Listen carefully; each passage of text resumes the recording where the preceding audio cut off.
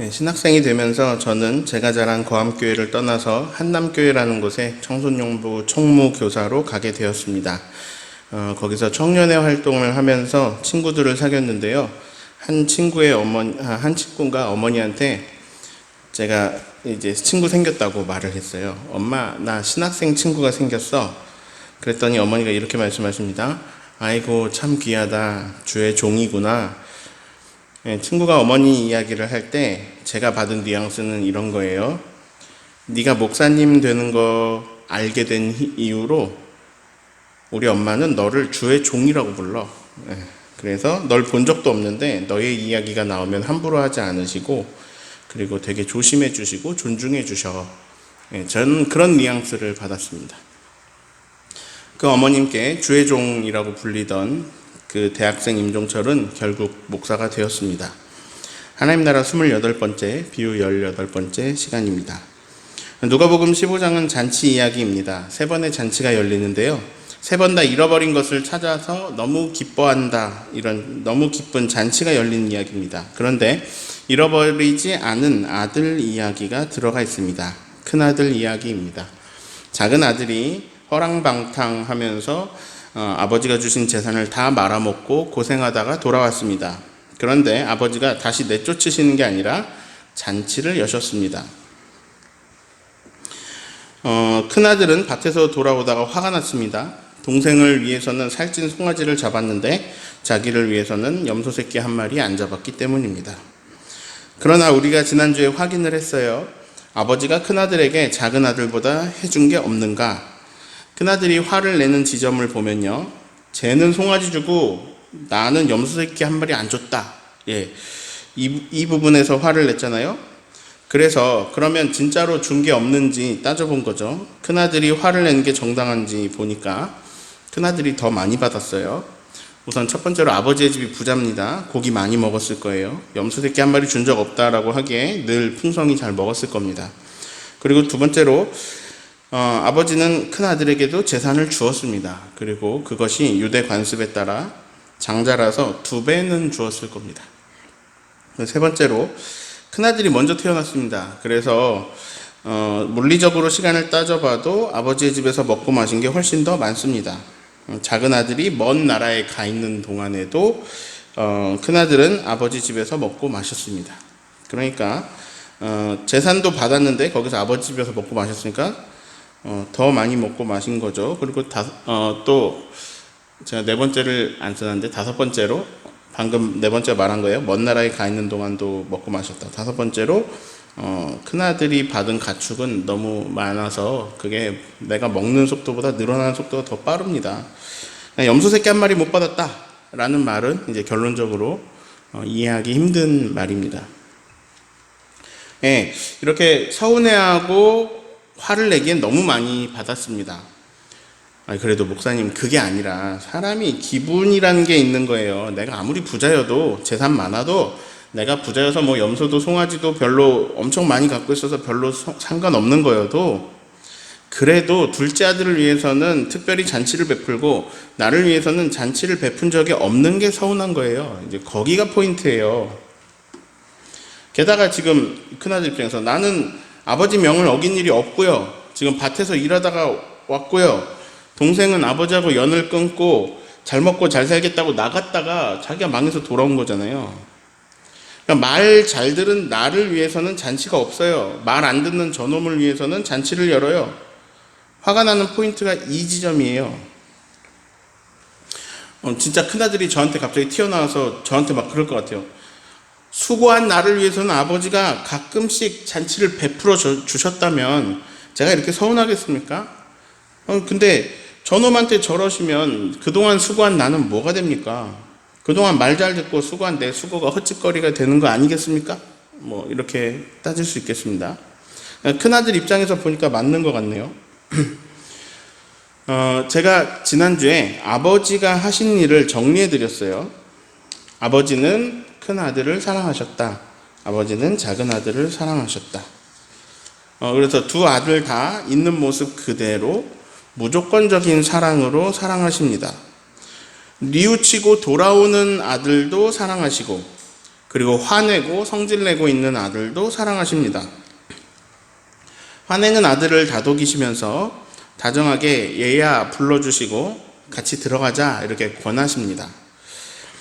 하나님 나라의 최대 위기는 바로 하나님의 사랑입니다. 너무 크신 사랑. 그러니까 내 사랑의 수준이 하나님 사랑의 깊이를 따라가지 못해서 하나님의 사랑에 내가 화가 난다. 우리가 하나님 나라에서 제일 은혜 받을 부분이고 또한 동시에 제일 받아들이지 못할 부분이 바로 이 부분입니다. 하나님은 사랑이시라. 나 같은 것도 하나님이 사랑하시지, 하나님이 사랑이시지 막 눈물 흘리며 은혜 받다가 하나님의 일본도 사랑하셔 라고 이런 말을 들으면 여기가 걸리는 지점이 되는 거죠. 안 되지.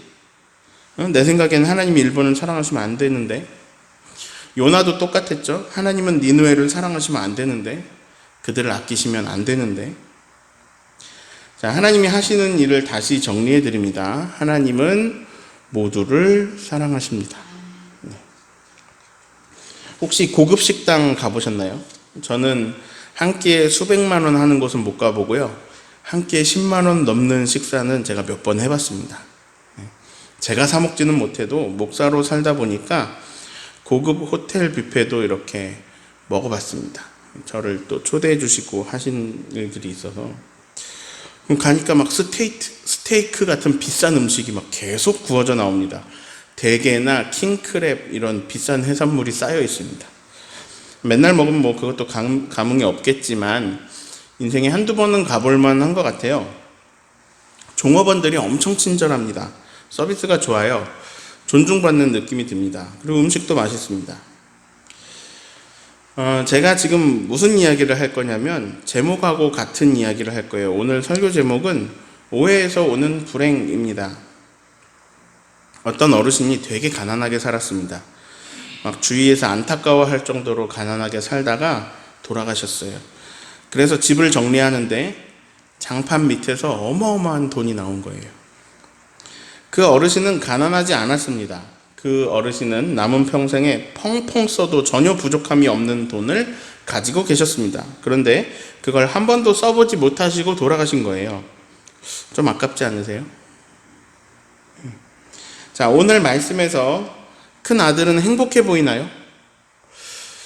아니, 오히려 불행해 보이는데요. 이 불행해 보이는 큰 아들이 평소 어떻게 지냈는지를 교회에서 되게 많이 쓰는 두 글자로 알려드릴게요. 순종. 자, 이거 신앙생활하면서 굉장히 많이 들으셨죠? 우리는 하나님 말씀대로 살아야 된다. 우리는 하나님께 순종해야 된다. 순종이 제사보다 낫다. 순종보다 더 강력한 단어가 있어요. 복종. 하나님께 복종해야 된다. 그래서 순종하고 복종하는 삶. 이것이 아름다운 신앙이다. 이렇게 우리가 많이 배워왔습니다. 자, 큰아들 볼게요. 큰아들 여러의 아버지를 섬겨서 명이 어김이 없다. 첫 번째, 아버지를 섬겼다. 두 번째, 명을 어김이 없었다. 말을 잘 들었다. 자, 교회에서 많이 쓰는 용어로 해볼게요. 아버지를 섬겼다. 이것은 헌신했다. 명을 어김이 없었다. 자, 아버지를 섬겼다, 헌신했다, 수고했다, 희생했다, 봉사했다. 명을 어김이 없었다. 순종했다, 복종했다. 자, 아름다운 모습이죠? 헌신과 순종. 큰아들의 모습입니다. 헌신과 순종. 그런데 이 헌신과 순종은 큰아들의 불만의 근거가 됩니다. 헌신과 순종으로 살았는데 나한테는 염소 새끼 한 마리 없습니까? 둘째 아들은요? 헌신? 없습니다. 순종? 없습니다. 둘째는 잘한 게 없어요. 그 중에 그나마 이제 나중에 그나마 잘한 게 회개밖에 없어요. 자, 비교해 볼까요? 여러분은 헌신하는 사람이 좋아요? 회개하는 사람이 좋아요? 저는 제가 목사라서 하는 얘기는 아니고요. 제가 그냥 공동체의 어떤 일원으로서 저라면 헌신하는 사람이 좋아요. 헌신은 공공의 이익을 줘요. 근데 회개는 좀 개인적인 영역이 강하죠. 그래서 저 사람이 회개하든 말든 나에게 떨어지는 콩고물은 없는데 저 사람이 만약에 헌신하는 사람이면 나에게 유익이 돌아오거든요. 그러니까 이제 헌신하는 사람이 회개하는 사람보다 제 입장에서 좋은 것 같은데요. 그런데 헌신하는 사람이 무서운 부분이 있어요. 교회에서도요, 많이 헌신하는 사람에게서 가끔 나타나기도 하는 무서운 게 있어요. 삐짐이에요. 삐져요. 열심히 하고 삐져요. 큰아들이 지금 그래요. 열심히 헌신하고 삐졌어요. 지금 저는 막 퍼즐을 막 여기저기 던지고 있어요. 이 퍼즐 조각 하나하나 다 잘 가지고 계세요. 이거 맞춰야 되거든요. 또 다른 퍼즐을 던집니다. 아까 저를 주의 종이라고 불러주시는 친구 어머님 얘기를 했어요. 저를 존중해 주시고 아껴 주시는 그 말씀 한마디 한마디에 정말 너무 감사했어요. 너무 감사드립니다. 옛날에는 신분제도가 있었죠. 종의 반대말은 뭘까요? 예, 주인입니다. 그러면 주의 종, 주님의 종, 예, 이런 주인의 종 이런 뜻인데 여기서 주인은 하나님이십니다. 주인이신 하나님의 종이라는 얘기죠. 자, 종하고 비슷한 말을 골라보세요. 뭐뭐 있을까요? 종하고 비슷한 말. 노예, 쌍놈, 천한 것. 자, 그러면 종에 종님이 어울리나요? 종놈이 어울리나요? 네? 쌍놈 있었는데 상님이 어울려요? 상놈이 어울려요? 네, 종놈이에요. 종님이 어디 있어요? 자, 목사는 주의 종이라고 할 때, 자, 님이 붙는 게 어울리나요? 놈이 붙는 게 어울리나요? 목사님이 어울려요? 목사놈이 어울려요? 목사를 주의 종으로 지금 바꿔볼게요. 목사는 주의 종. 자, 그럼 목사님은 주의 종님이잖아요. 목사놈은 주의 종놈이잖아요. 종님이 어울려요? 종놈이 어울려요? 자, 님은 높여서 부르는 말이죠. 하나님이라고 부르고 예수님이라고 부르고 성령님이라고 불러요. 선생님이라고 부르고 뭐 교수님이라고 부르죠. 선생놈 이렇게 안 부르잖아요. 자, 아들하고 딸의 님자를 붙여볼게요. 아드님, 따님. 아드님이, 따님이 이런 말 쓰잖아요. 그러니까 높여 부르는 거죠. 제 친구 어머니가 저를 실제로 그렇게 부르셨어요. 주의 종님. 저는 이제 어머니께 그게 너무 감사해요. 이거는 그 감사한, 그 고마운 어머니께 뭐라고 하는 게 아니라 왜 저렇게 부르게 되었는가 그 문화에 궁금한 거예요. 종하고 님하고 어울리나요? 안 어울리는데 우리가 목사님에게 실제로 그렇게 부르기도 해요. 주의 종님. 저는 실제로 그런 기도도 들어봤어요. 주의 종님에게 건강을 주시라고 기도하시더라고요. 자, 이렇게 합쳐진 단어죠. 저 사람은 주님에게는 종이야. 근데 나에게는 님이야. 그래서 주의 종님이 되었어요. 그러면 목사만 주의 종님일까요? 하나님이 주인이시다. 여러분 전부 하나님을 주인으로 모시고 살잖아요. 그러니까 여러분 모두 주의 종인데 또 님 붙여서 주의 종님입니다. 장로님, 집사님, 성도님, 뭐 권사님 다 님자 붙잖아요. 그냥 전부 주의 종님입니다. 재밌는 것은 주의 종님들이 삐질 때가 있어요. 종이 왜 삐집니까? 종은 삐질 수 있는 위치에 있는 건가요?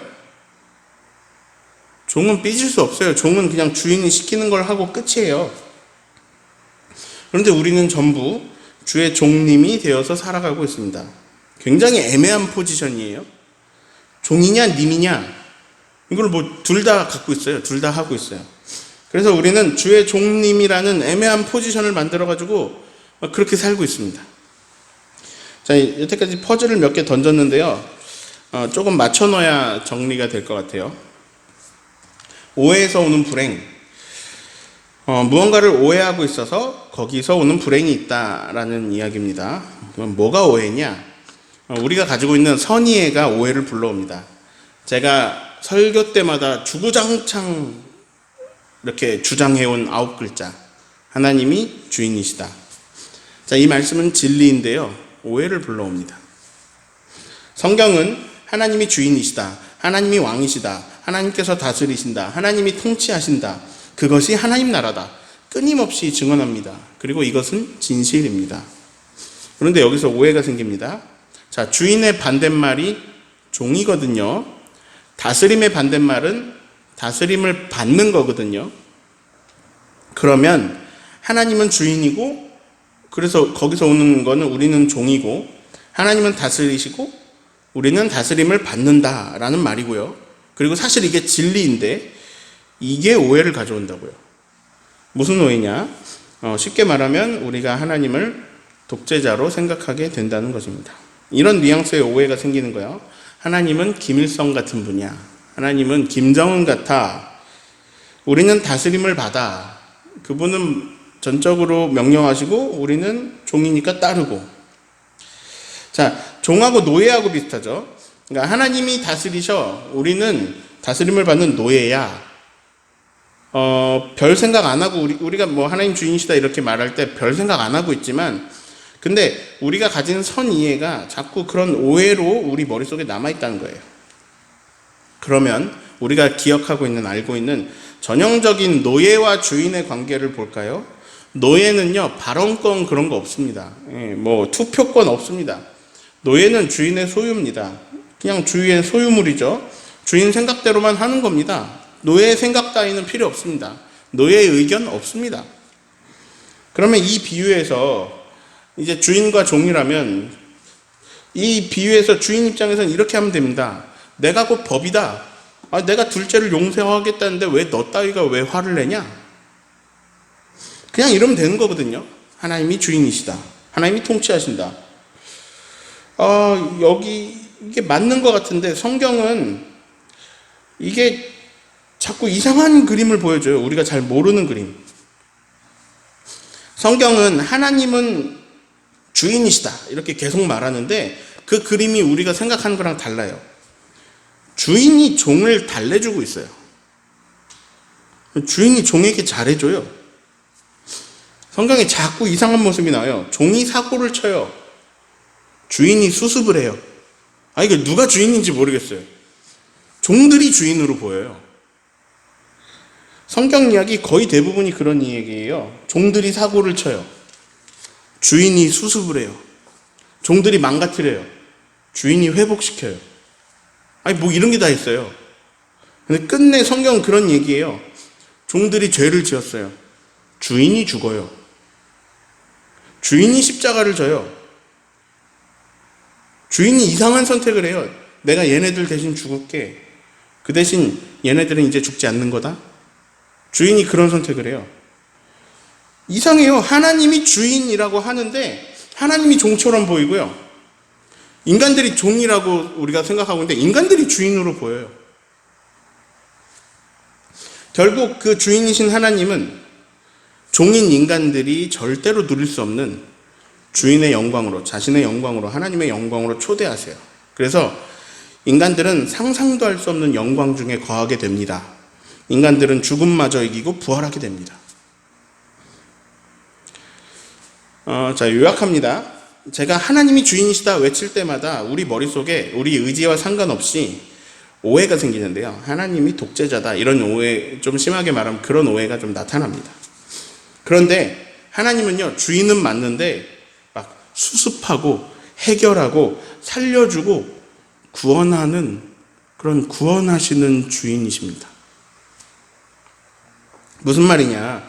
하나님이 다스리세요. 하나님이 다스리십니다. 그런데 하나님이 주관하셔서 하나님이 다스려야만 우리가 사람답게 살고 우리가 행복하게 살고 우리에게 구원의 삶이 주어지기 때문에 하나님이 다스리십니다. 그분이 우리를 막 자유를 빼앗고 하나님 뜻대로만 살아 이렇게 하는 것이 아니라 우리가 죄짓고 우리가 망가뜨려도 그분이 다스려야만 다시 우리가 회복되고 우리가 행복하고 우리가 구원의 삶이 주어지기 때문에 하나님이 다스리십니다. 그분은 우리가 어떻게 살아가야 될지 알려주세요. 방향도 보여주십니다. 하나님 나라도 알려주세요. 이것에 따르는 게 순종입니다. 그러면 이제 결과가 선해요. 그래서 결과가 좋아서 이게 사랑이 가득해서 모두가 행복해요. 순종하는 게 내가 살아가기에 좋은 세상을 만들어내요. 내가 살아가기 행복한 세상을 만들어내요. 그런데 문제는 대부분 순종을 안 합니다. 욕심 부리고요. 사고칩니다. 그래서 하나님이 다스리셔야 해요. 우리가 사고치는 걸 수습하시고 선하게 바꾸어 가실 수 있는 전능자가 주관하셔야, 그래야 우리가 만들어내고 있는 이 지옥에서도 희망이 다시 생기고, 우리가 이 파멸로 마무리되어 버릴 땅에서도 다시 생명이 흐르거든요. 그분이 다스리시고 통치하셔야 구원이 계속해서 이어집니다. 제가 오늘 우리를 불행하게 만드는 두 가지 오해를 소개합니다. 첫 번째는 하나님에 대한 오해입니다. 주관하시는 하나님, 통치하시는 하나님, 주인 되시는 하나님을 배울 때마다 자꾸 군대 상관, 악덕 직장 상사, 이렇게 오해를 하는 겁니다. 그러니까 나를 감시하고 있는 무슨 기숙사 사감, 이렇게 오해를 하고, 나를 감시하고 있는 CCTV, 뭐 이런 걸로 오해를 하는 겁니다. 하나님을 이런 식으로 오해를 하는 거예요. 하나님이 나를 보고 계시는 건 맞아요.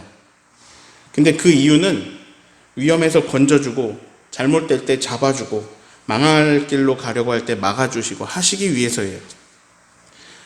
하나님 나를 보고 계시는데요, 나를 이렇게 보고 있다, 내가 죄 짓나 안 짓나 이렇게 보고 있다가 내가 잘못할 때 나를 잡아 죽이려고, 나한테 벌 주시려고 그렇게 보시는 게 아니라 사랑의 눈으로 우리를 보호하시고 지키시고 인도하시기 위해서, 나를 도우시기 위해서 보시는 거예요. 하나님이 악덕, 독재, 통치자가 아니라 수습하고 달래주고 안아주고 받아주고 살려주고 일으켜주시는 아버지세요. 자, 그래서 하나님에 대한 오해는 하나님 아버지신데 우리가 자꾸 군주적으로 오해를 한다는 거예요. 두 번째는 자기 자신에 대한 오해입니다. 내가 누군지 모르는 거예요. 하나님을 어떤 독재자, 군주적 존재로 여기니까 자기 자신에 대한 정체성을요, 종으로 세팅합니다. 그리고 일꾼으로 세팅합니다. 나를 품꾼으로 세팅합니다. 교회에서 되게 많이 들으신 단어죠. 일꾼, 뭐 하나님의 일꾼, 하나님 나라의 일꾼, 교회의 일꾼. 우리 주변에 다 그렇게 세팅되어 있어요. 자, 오늘은요, 남신도의 헌신 예배죠. 우선 헌신이라는 단어가 붙었죠. 자, 헌신은 좋은 겁니다. 헌신은 선합니다. 헌신 자체가 좋은 열매고, 또한 헌신은 또 다른 좋은 열매들을 맺어냅니다. 그런데 독재자가 헌신을 강요하는 건 폭력입니다. 직장 상사가 내 마음에도 없는 헌신을 자꾸 요구하면 좋으세요? 아니죠? 헌신 예배, 이렇게 하면 헌신 예배 설교 내용은 거의 이렇게 흘러갈 겁니다. 일꾼 되세요. 여러분 훌륭한 일꾼이셨습니다. 지금 남신도의 헌신 예배잖아요. 그러면 남신도 여러분은 잘 헌신하셔서 훌륭한 일꾼 되세요. 헌신하셔서 일꾼 되세요. 자, 이게 설교 내용입니다. 지금 제가 막 퍼즐 조각을 여기다 저기다 던져놔서 막 복잡하실 거예요. 이 이야기 했다, 저 이야기 했다, 이게 좋은 것 같이 얘기했다, 안 좋은 뉘앙스였다가 복잡하실 거예요. 자, 분명 헌신도 좋은 거고 일꾼도 좋은 건데, 오늘 분명 뭔가 뉘앙스가 이상하고 그게 또 오해에서 비롯되었다 그러고 헷갈리실 거예요. 이제 조금 수습해 드릴게요. 큰아들은 불행합니다. 왜냐? 오해하고 있습니다. 뭐를? 두 가지를 오해하고 있는데요. 아버지에 대한 오해, 그리고 자기 자신에 대한 오해입니다. 우선 자기 자신에 대한 오해부터 볼게요. 큰아들의 모습을 보면요, 아들 같지가 않습니다. 아르바이트생 같아요. 큰아들은 순종하고 헌신했습니다. 근데 그 느낌이요, 아르바이트생의 자리에서 순종하고 헌신한 느낌이에요. 우리 시대로 바꿔볼게요.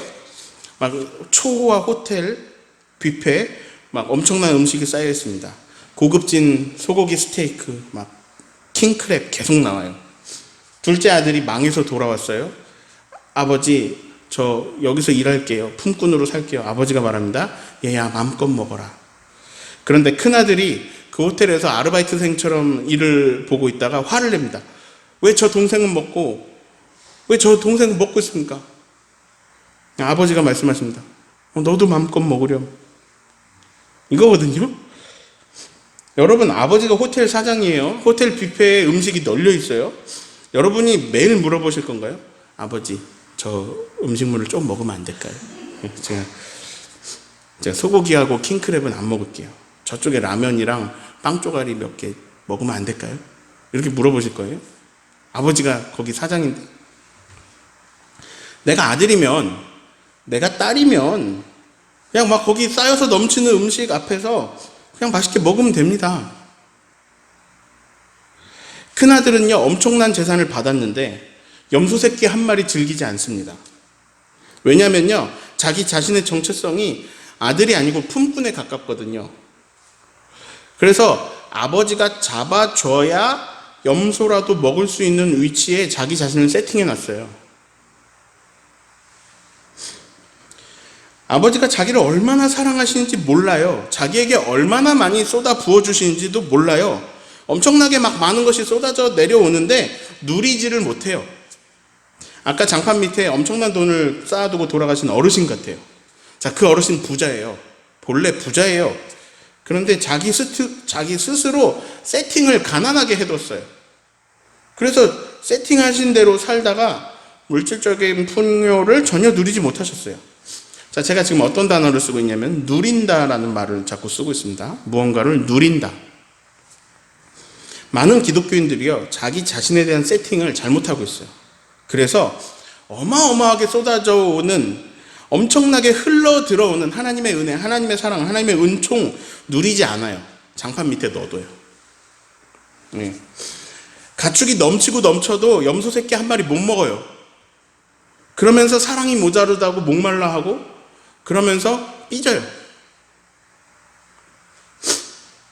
어느 귤집 아들이요, 아버지 귤밭에 이렇게 갔는데 귤이 풍년이 든 거예요. 막 어마어마하게 귤이 달린 걸 보고 막 기뻐해요. 너무 신이 나가지고 막 귤을 따요. 자, 이 남자는 왜 기뻐하고 있죠? 왜 일하고 있죠?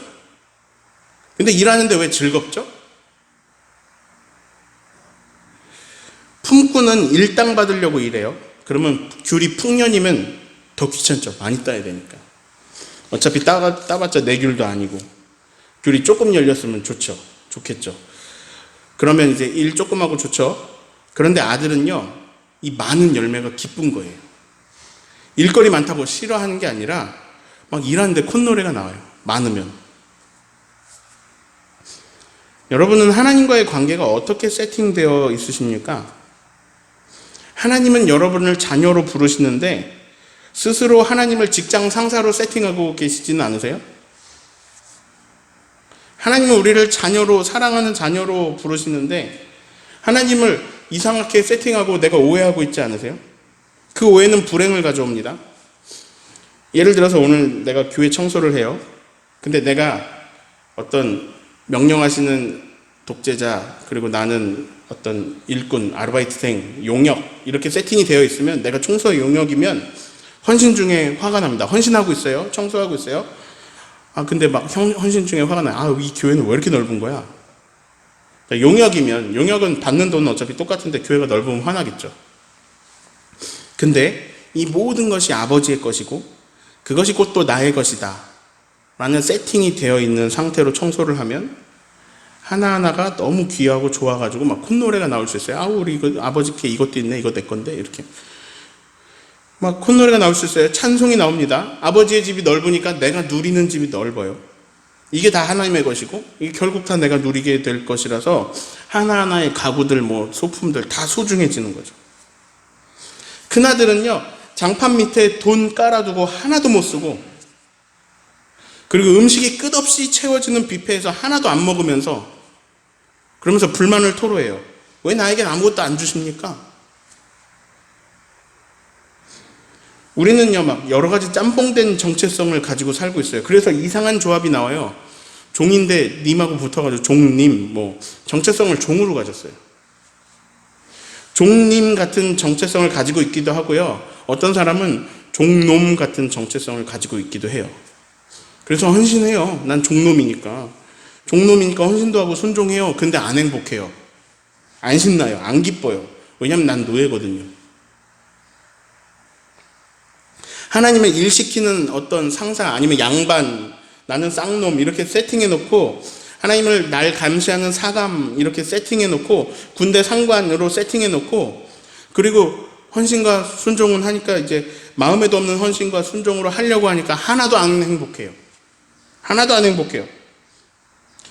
제가 찾은 정체성을 알려드립니다. 저는요, 주의 종님이 아니고요, 주의 종놈은 더더욱 아니고요, 저는요, 아드님이에요.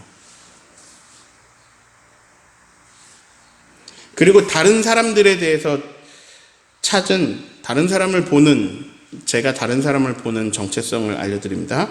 다른 분들도 아드님이고 따님이십니다. 그런데 아드님하고 따님들이 자기 정체성을 종으로 갖고 있어요. 종의 위치에서 순종해요. 종의 위치에서 헌신해요. 신이 안 나요. 섭섭하기만 하고. 여러분 진심으로 축복합니다. 아드님으로 사세요. 따님으로 사세요. 그럼 에너지가 달라져요. 예를 들어 호텔 회장님 아들하고 딸이 있어요. 부자예요. 일 안 해도 돼요, 이 사람들. 그런데 둘 다 그 호텔 뷔페에서 일을 해요. 한 명은 카운터 일을 보고 한 명은 홀 담당해요. 그냥 이거 직원들이 하면 되는 거거든요. 근데 꼭 자기들이 하겠대요. 카운터 남에게 맡기는 것보다 자기가 더 잘할 수 있대요. 홀 관리 직원이 하는 것보다 자기가 직원이 해도 되는데 자기가 하겠대요. 왜냐하면 이게 자기 아들이라서, 딸이라서. 그래서 직원들보다 그 호텔을 더 사랑해요. 더 잘 되기를 바라고요. 그래서 더 잘 됐으면 좋겠어서 더 잘 되게 하기 위해 자기가 해요. 아들이라서, 딸이라서. 자, 순종과 헌신 굉장히 아름다운 거예요. 근데 그런 에너지는요, 내가 종놈일 때랑 내가 아드님일 때랑 달라요. 여러분은 아드님이고 따님입니다. 저는 성경에서 끊임없이 우리를 아드님으로 따님으로 부르시는 하나님을 만납니다. 끊임없이 아드님으로 따님으로 우리를 계속해서 초청하시는 하나님을 만나요. 근데요, 아드님하고 따님들이 뭐하고 있냐면 잘못을 저질러요. 그러면요, 수습하시고 회복하시고 그렇게 하나님의 역사는 나타납니다. 그렇게 모든 아드님, 모든 따님들을 용서하시고 구원하시는 일은요, 딱 한 가지 방법으로만 가능합니다. 오직 하나님의 주권으로만 가능합니다. 네. 그래서 하나님은 주인이 되셔야 됩니다. 오해가 풀려야 돼요. 하나님이 주인이 맞아요. 근데 명령하고 시키고 이런 악덕 그런 게 아니라 이 주인은요, 아들, 딸 살리려고 자신이 종의 모습으로 섬기시는 이상한 주인이에요. 이 주인이 진짜 주인다운 주인이십니다. 인간 역사에 이런 주인은 거의 못 봤기 때문에, 거의 없기 때문에 하나님을 주인이시라고 고백할 때마다 우리가 자꾸 오해가 생깁니다. 군대 상관 같은 존재로 오해를 해서 순종과 복종으로 일꾼 되는 일은 해요. 종 되는 일은 하지만 큰아들 같이 아무리 많은 것을 받아도 염소 새끼 한 마리 자기 맘대로 못 먹고 있습니다. 못 누려요. 하나님 주신 사랑과 은혜가 엄청난데 못 누려요. 기독교인으로 살아가는데 행복하지가 않아요. 진실을 선언합니다. 온 우주의 주인이 우리 아버지세요. 아버지가 이렇게 말씀하세요. 얘야, 이거 다 내 건데 그거 다 네 거다. 예수님이요, 하나님을 부를 단어가 없어가지고요, 우리에게 하나님을 알려주시는데 하나님을 알려주실 단어가 인간 사회에서 찾기 힘들어서, 그래서 뭐라고 부르시냐면 아버지라고 부르십니다. 하나님이 남자여서 아버지라고 부르신 게 아니고 다정하게 우리에게 모든 것을 내어주시는 그 사랑의 초월적 존재를 인간 언어 속에서 표현하실 방법이 없어서 그나마 우리가 제일 잘 이해할 수 있는, 가장 잘 표현할 수 있는 단어로 예수님은 하나님을 아빠라고 부릅니다. 아빠, 아버지라고 부르십니다. 예수님의 정체성은요, 아드님입니다. 예수님은 순종하셨어요. 죽기까지 순종하셨는데 종놈으로 순종하신 게 아니라 아드님으로 순종하셨습니다. 자기를 낮춰서 종의 자세를 취하셨지만 정말 자기보다 못한 사람들을 결국 높이시고 그들을 살리시고 그들을 일으키시려고 순종하셨지만 그분의 정체성은 여전히 하나님의 아드님이셨습니다. 끝까지 예수님은 하나님의 아드님이십니다. 아드님께서 아버지의 나라를 이루시고자, 아버지의 나라가 완성되고자, 그것을 이루시고자 다 이루셨다 하시면서 아드님으로 순종하셨습니다. 우리는 아들이고 딸입니다. 우리는요, 아드님이고 따님입니다. 하늘이 이쁩니다. 하늘은 하나님의 것이고, 그래서 제 겁니다. 그래서 저는 그 이쁜 하늘을 누립니다. 누려야 돼요. 모든 게 누릴 수 있는 거예요.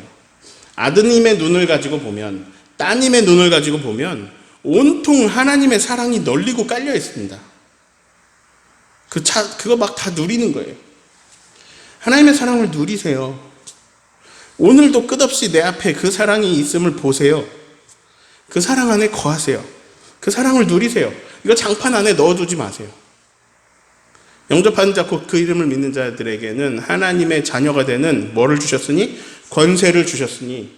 우리 권세 받았어요. 권세를 받아서 장판 밑에 넣어놓고 불행해하면서 자기를 종놈으로 세팅해가지고 권세를 받았는데 자꾸 염소 새끼 한 마리 안 줬습니다.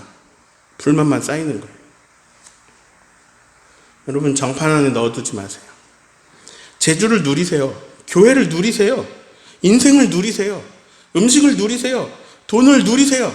여러분에게 주어진 거 다 누리세요. 목사님을 누리세요. 그러면서 아들로 기뻐하세요. 딸로 기뻐하세요. 제가 헌신 예배, 헌신하지 말라는 게 아닙니다. 헌신해요. 헌신인데 아들이어서 하고 싶은 일을 하세요. 딸이어서 하고 싶은 일을 하세요. 신나게 하세요. 콧노래 부르면서 하세요. 찬송하면서 하세요. 이게 다 아버지의 것이고 이게 다 나의 것이고 아들의 위치에서 딸의 위치에서 기쁘게 살아가시기를 바라요. 자, 하나님에 대한 오해를, 자기 자신에 대한 오해를 하나님에 대한 이해로, 자신에 대한 이해로 바꾸셔서 아드님으로, 따님으로 하나님 사랑 누리며 살아가는 저와 여러분 되시기를 예수님의 이름으로 축원합니다.